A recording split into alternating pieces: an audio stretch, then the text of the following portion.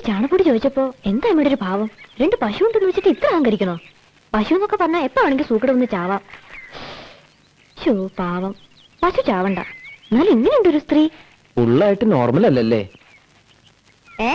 ഞങ്ങളുടെ നാട്ടിൽ ഒറ്റയ്ക്ക് സംസാരിക്കണതിന് വേറെ ചിലതൊക്കെ പറയാ. എന്താ? ഒന്നുമില്ല. ഇതാ വാച്ച്. ഇനി ഒരു 50 കൊല്ലത്തേക്ക് ഒരു കേടും വരില്ല, ഗ്യാരണ്ടി. അല്ല, മിനിറ്റ് സൂചി കിട്ടിയപ്പോ മണിക്കൂർ സൂചി പോയിണ്ടാവോ? നോക്കണം. ഇതിന്റെ ചാർജ് എത്രയാ? ബില്ലിന് അയക്കാം. എന്തേ?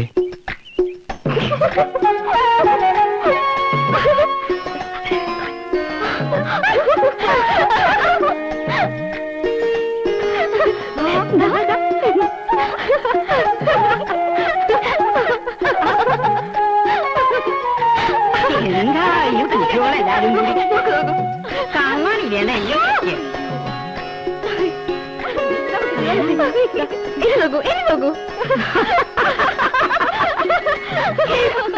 സുമാലന്യാ, ഇപ്പൊക്കെ സമയം പിന്നാക്കാ പോവാ. പിന്നാക്കോ? ഇതിന്റെ സൂചി പിന്നാക്കാൻ തിരിയണത്. ഞാനൊന്നുകൂടി വേണ്ട വേണ്ട, ഇത് ഫേവർ ലൂബിയാണ്. 1942 മോഡൽ. സൗത്ത് ഇന്ത്യയിലെ ആൾക്ക് നന്നാക്കാൻ പറ്റാത്തോണ്ട് ഞങ്ങൾ നോർത്ത് ഇന്ത്യയിൽ ആരെക്കൊണ്ടെങ്കിലും നന്നാക്കിച്ചോളാം. ഏടത്തി വിളിച്ചു.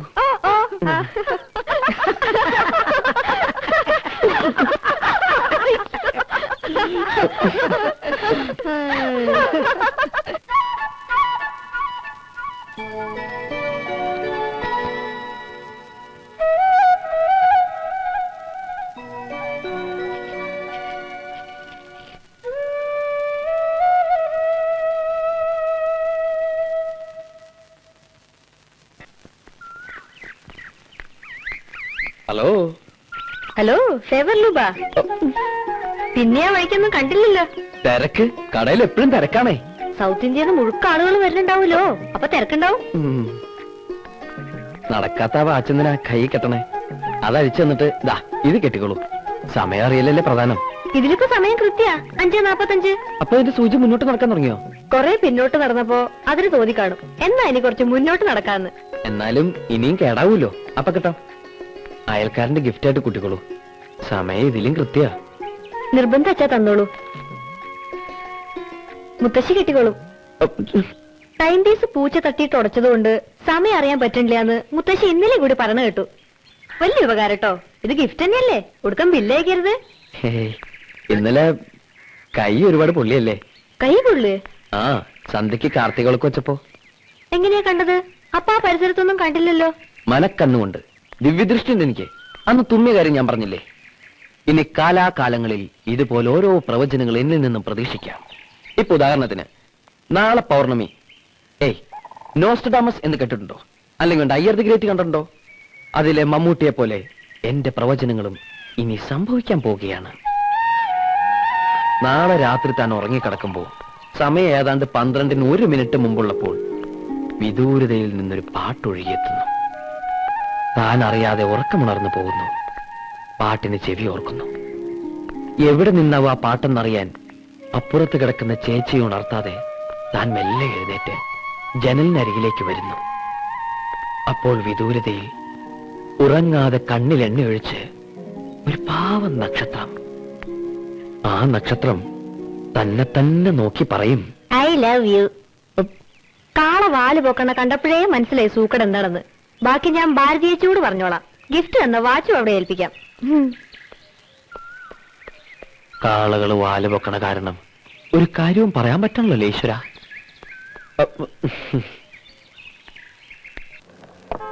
നമ്മുടെ നാട്ടുകാർക്ക് ചിരട്ടാന്ന് പറഞ്ഞ പുച്ഛമല്ലേ? സായിപ്പന്മാര് തന്നെ വരണം ഇതൊക്കെ വാങ്ങാൻ. സീസൺ അല്ലാത്തതുകൊണ്ട് ഒരു കുഞ്ഞിനെ കാണാനുമില്ല. കഴിഞ്ഞ പ്രാവശ്യം കൊണ്ടുവന്ന് തന്നെ ബാക്കിയാ. വില കുറയ്ക്കാൻ വേണ്ടി പ്രഭാരേട്ടൻ അങ്ങനെയൊക്കെ പറയും. സൊസൈറ്റിക്ക് ലാഭം ഉണ്ടാക്കി കൊടുത്തിട്ട് എനിക്കെന്താ കുഞ്ഞ്? ഈ കുട്ടി കഷ്ടപ്പെട്ടുണ്ടാക്കണതല്ലേ. മൊത്തം ഒരു 500 ഇടാം അല്ലേ? അയ്യോ, അതുപോലെ പ്രഭാരേട്ടാ, ഒരു 750 തരണം. അത് ഇത്തിരി കൂടുതലാ. കൂടിയ ഒരു 550, അതിനേ ഉള്ളൂ. എന്നാ 600? 550 കൂടുതലേ കുട്ടി. എന്നാ ഒരു 575 ആക്ക്. 25 റുപ്യക്ക് 2 കിലോ പഞ്ചസാര കിട്ടും പ്രഭാരേട്ടാ. ഭരതമാഷിക്ക് ഇങ്ങനെ ഒരു കുട്ടിയോ? എന്തൊരു കണക്ക് പറച്ചിലത്. എന്തിനാ അതൊക്കെ വാങ്ങിയത് എന്റെ കുട്ടിയോളെ? അത്യാവശ്യത്തിനുള്ളതൊക്കെ ഉണ്ടല്ലോ എന്റെ കയ്യില്. ഇത് മുത്തശ്ശിയുടെ പിറന്നാളിന്റെ വകയാന്ന് കൂട്ടിക്കോളൂ. അന്നൊന്നും വാങ്ങാൻ പറ്റില്ലല്ലോ. എന്റെ ശമ്പളം വീട്ടു ചെലവിന് തന്നെ തികയണില്ല. അതിന്റെ കൂടെ ഇത് എന്റെ വകയൊന്നുമല്ല, ഇച്ചേച്ചിയുടെ വകയാ. ആട്ടക്കാരുടെ മക്കളാരില്ലേടിയുടെ?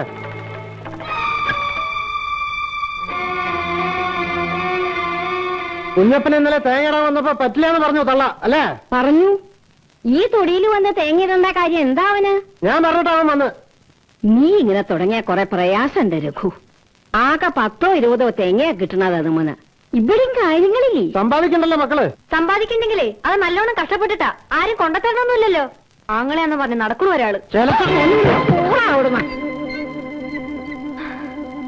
ഒരു 100 ഉറുപ്പിയേക്കാളെ ഇവിടെ കാശൊന്നുമില്ല. ഉണ്ടെങ്കിലും തരാൻ പോണില്ല. കേസ് കൊടുത്തിരിക്കില്ല അമ്മയും മോനും ഞങ്ങളെ ഇവിടെ ഇറക്കി വിടാൻ. കള്ളു കുടിക്കാൻ കാശ് തരില്ല എന്ന് പറഞ്ഞ് കൊടുക്കൊരു കേസും കൂടി. എനിക്ക് എന്റെ അമ്മയ്ക്ക് അവകാശപ്പെട്ടാണ് ഈ വീട്. ഇറക്കി വിടും എല്ലാറ്റിനും ഒരു ദിവസം ഞാൻ. സുപ്രസിദ്ധ സംഗീത സംവിധായകൻ, നാടകകൃത്ത്, നടൻ, ബഹുമുഖ പ്രതിഭ. ആട്ടക്കാരെ പോലെ വലിഞ്ഞേറി വന്നല്ല എന്റെ അമ്മ. നാട്ടുകാരുടെ ഈ തള്ളയുടെ മുന്നിൽ വെച്ച് താലി കെട്ടിക്കൊണ്ടുവന്നതാ. ആ അസത്ത് അച്ഛനെ മയക്കിയെടുത്തപ്പോ ഈ തള്ളയിന് കൂട്ടുന്നു. നിന്റെ അമ്മയുടെ സ്വഭാവ ഗുണം കൊണ്ടാ ഭരതൻ ഉപേക്ഷിച്ചു പോന്നത്. പഴയ കഥയൊന്നും പറയണ്ട നീ. പറയുന്നല്ലേ, എനിക്ക് പറയാനുള്ളതൊക്കെ പറയും. കാശ് കൊണ്ടെടുക്ക്, എനിക്ക് പോണം. ഇവിടെ കാശില്ലാന്ന് പറഞ്ഞില്ലേ? കാശില്ല. അയ്യോ, കാശ് എവിടെ വെച്ചിരിക്കേ? ഇവിടെ ഇല്ല. പറയൂ.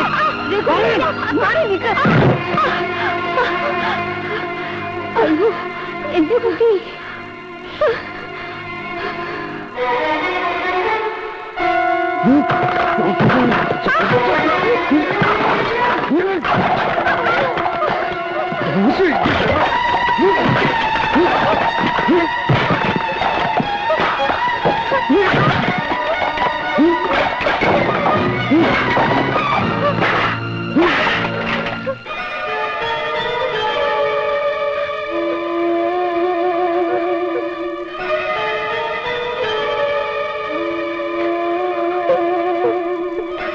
കൊണ്ടുപോരുത്.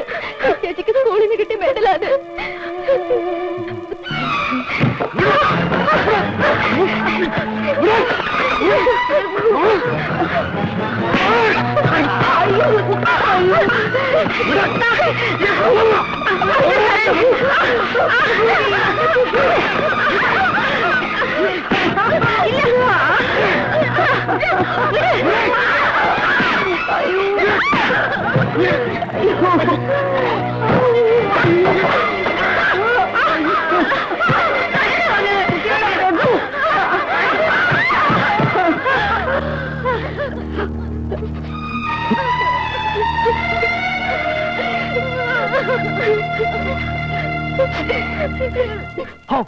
കഷ്ടായിപ്പോയി, മഹാകഷ്ടായിപ്പോയി.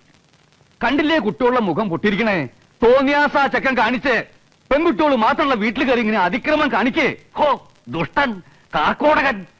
ഇതൊക്കെ ഞാൻ പറഞ്ഞിരിക്കുന്നു. ഇത്ര എന്നെ കൊണ്ട് പറ്റൂ.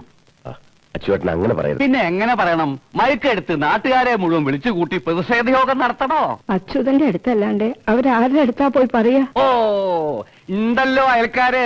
വേണമെങ്കിൽ നാട്ടുകാരെ മുഴുവൻ വിളിച്ചു കൂട്ടാം, അല്ലെങ്കിൽ പോലീസിൽ കംപ്ലൈന്റ് കൊടുക്കാം. കള്ളുകൂടി അടിപിടിയായിട്ട് നടക്കുന്നവരെന്ത് പോലീസ്? വെറുതെ വാശി കൂട്ടാന്നല്ലാണ്ട്. എന്നാ പിന്നെ മിണ്ടാണ്ട് ഇറങ്ങി കൊടുക്കുക. ഉപദ്രവം ഉണ്ടാവില്ലോ. എന്നിട്ടൊരു വീട് വാടകയ്ക്ക് എടുക്കുക. ഉദ്യോഗസ്ഥ ഉണ്ടല്ലോ, ഉദ്യോഗസ്ഥ. അങ്ങനെ ഞങ്ങൾ ഇറങ്ങി കൊടുക്കണില്ല. മുത്തശ്ശിക്കും കൂടി അവകാശപ്പെട്ടതാ വീട്. മുത്തശ്ശിക്ക് അവകാശമുണ്ട്. പക്ഷേ നിയമപരമായിട്ട് ഇപ്പോഴും അവന്റെ അമ്മ തന്നെയാ നിങ്ങളുടെ അച്ഛന്റെ ഭാര്യ. കോടതിയുടെ മുമ്പിൽ നിങ്ങളെ വെപ്പാട്ടിയുടെ മക്കളാ. ഇങ്ങനെ കണ്ണ് ചോരയില്ലാണ്ട വർത്തമാനം പറയരുത് അച്യുത. ഒന്നുമില്ലെങ്കിൽ നീ അവരുടെ അമ്മാമയല്ലേ? അമ്മാമ അങ്ങനെ ഒരു വിചാരമുണ്ടോ വിറ്റോളക്ക്? അഹങ്കാരല്ലേ അഹങ്കാരം. അങ്ങനല്ലേ വരൂ. അച്ഛന്റെ മക്കളല്ലേ. പുച്ഛായിരുന്നു പുച്ഛം. ഞാൻ പിശുക്കനാണ്, അരസികനാണ്, വലിയ കലാകാരനല്ലേ.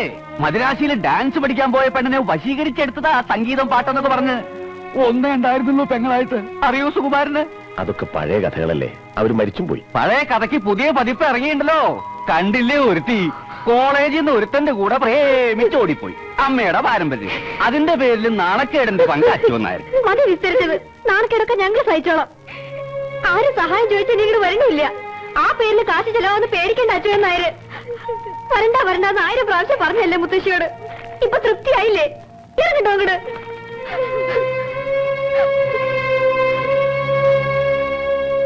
രാംദാസ് വക്കീൽ പറഞ്ഞു അച്ചുവേട്ടൻ അതുവരെ ഒന്ന് ചെന്നാൽ അവന്റെ വക്കീലിനെ കണ്ട് ഒരു ഒത്തുതീർപ്പിന് ശ്രമിച്ചു നോക്കാന്ന്. അതൊന്ന് പറയാൻ വേണ്ടിയിട്ടാ ഞാൻ കൂടി വന്നത്. എല്ലാം ഒത്തുതീർപ്പാക്കാം. എല്ലാം കഴിഞ്ഞ് അയാളുടെ ആളെ ഇങ്ങോട്ട് വിടും. വീടും പറമ്പും വിറ്റ് വക്കീൽ ഫീസ് ഇയാൾ കൊടുക്കുവോ? രാമദാസ് വക്കീൽ തന്നെ വേണല്ലോ. ആ